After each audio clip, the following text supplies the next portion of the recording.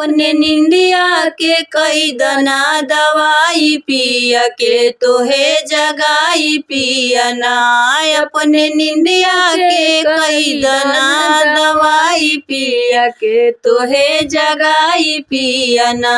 एक त गोदी में गदेला दूसरे सासू के झमेला। एक त गोदी में गदेला दूसरे सासू के झमेला। तीसरे रोज रोज के तोहे जगाई पिया कई दना दवाई पिया ना। तीसरे रोज रोज के तोहे जगाई पिया कई दना दवाई पिया ना। अपने निंदिया के कई दना दवाई पिया के तोहे जगाई पिया ना। अपने निंदिया के कई दना दवाई पिया के तोहे जगाई पिया ना। एक त गोदी में गदेला दूसरे जेठनी के झमेला। एक त गोदी में गदेला दूसरे जेठनी के झमेला।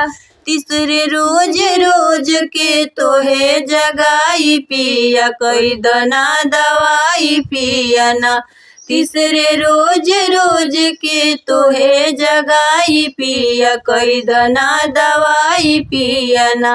अपने नींदिया के हो अपने नींदिया के होई दना दवाई पिया के तोहे जगाई पिया ना।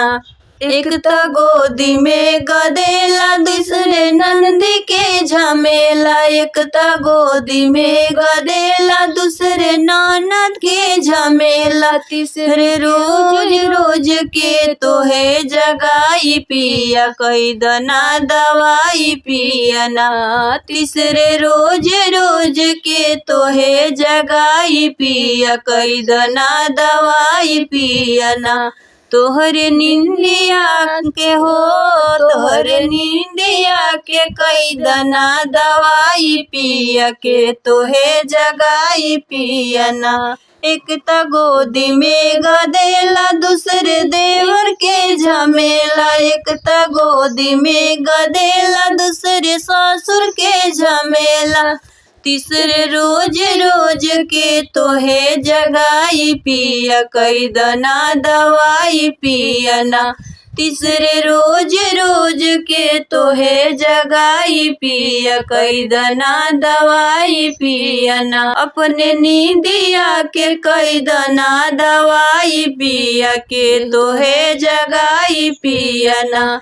अपने नींदिया के कई दना दवाई पिया के तोहे जगाई पिया ना।